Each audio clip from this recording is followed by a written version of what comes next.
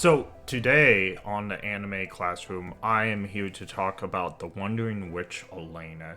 This anime is really, really cool. It came out in 2020. I didn't realize it was 5 years old when I started watching it last week.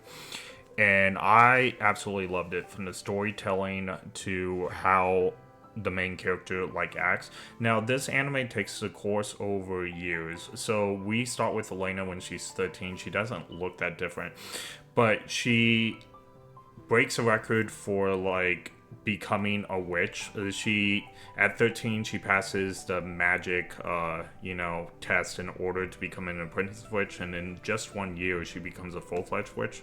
So after the first episode, she starts out on a journey at about 14 years old, and by the end of season 2 she's at least 18 years old, but she still looks the same. She travels all over the world, and a lot of people say that she's not the main character of the series. She actually is. She just steps in other people's stories and she observes the stories, and this series is really fun and go lucky at times, and other times it's so dark. It's like super dark. Elena's actually seen so many tragedies along her journey and been powerless to stop them, and it's even something that she said at the end of her at the end of season 1, that she's unbelievably depressed, that she's powerless to stop a lot of the events she's seen. And she is a very powerful witch. She got trained by one of the most powerful witch, the Stardust Witch, and Elaina becomes the Ashen Witch, named after her ashen hair. It turns out that her mentor is actually the student of her mom.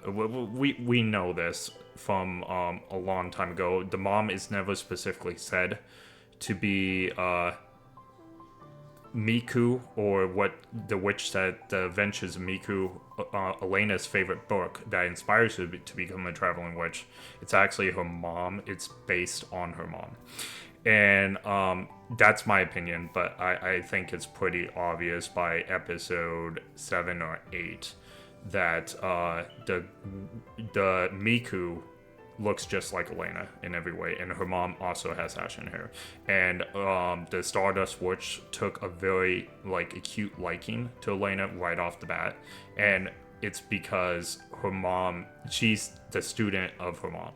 All right, but anyway, as we go on, Elaina is very versatile in how she fights. A lot of the episodes are fun or disturbing and will give you nightmares, but I do recommend this series. I give it a strong 9.5 for just the first season, and I think there is going to be more seasons to come. I did a lot of research on this, and even though it's been 5 years, it's leaked. It's not confirmed. It's leaked that there is another Wandering Witch project out there that's either a movie or season 2, and the manga is still ongoing from what I can tell. So like I said, it's not unheard of for a show like this to come back, especially when we got Bed and Breakfast for Spirits that came back after 7 years, Bleach that came back after 10 years.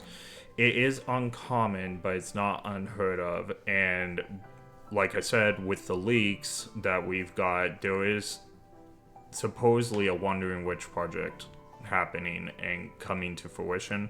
We can only hope that we get a season 2 and not a movie. I'm all fans for season 2, but like I said, I would recommend this for anyone that likes darker storytelling but fun main protagonist, I guess you could say. It's as dark as ReZero, if not darker in some episodes.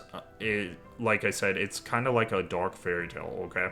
If you like going on a journey where Elaina steps into other people's stories and sometimes it's tragic, I would definitely suggest this. Also, Elena's just a fun MC. She really is.